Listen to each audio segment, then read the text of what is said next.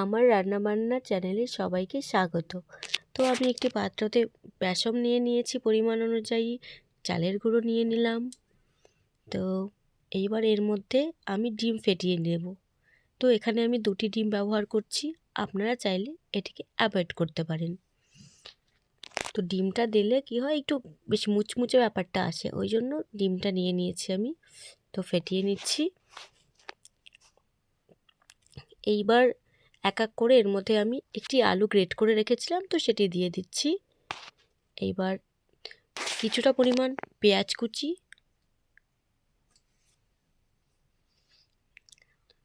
লঙ্কা কুচিয়ে নিয়েছিলাম সেটি দিয়ে দিলাম, একটু রসুন কুচি দিয়ে দিলাম, অল্প পরিমাণ আদা কুচি দিয়ে দিচ্ছি।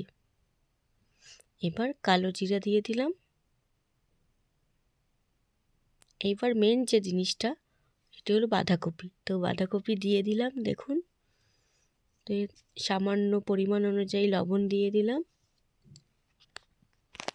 তো এটার সাহায্যে আমার যেহেতু অনেকটা পরিমাণে হয়ে গেছিলো, তার জন্য অসুবিধার কারণে আমি আমার হাতটাকেই কাজে লাগিয়ে নিচ্ছি।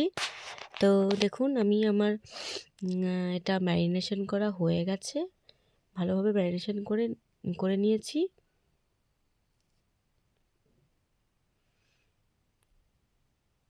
তো ব্যাটারটা এরকম বানাতে হবে।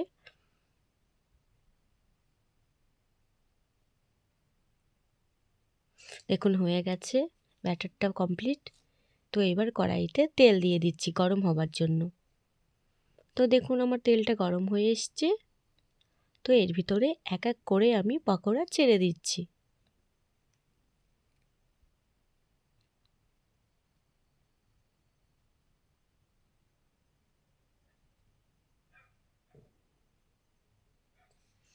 তো এবার এগুলোকে উল্টিয়ে পাল্টিয়ে ভালো করে ভেজে নিতে হবে।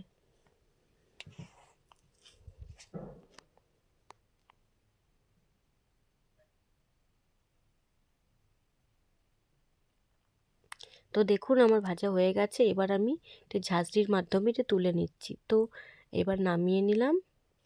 তো এক এক করে বাকিগুলো সব ভেজে নিচ্ছি।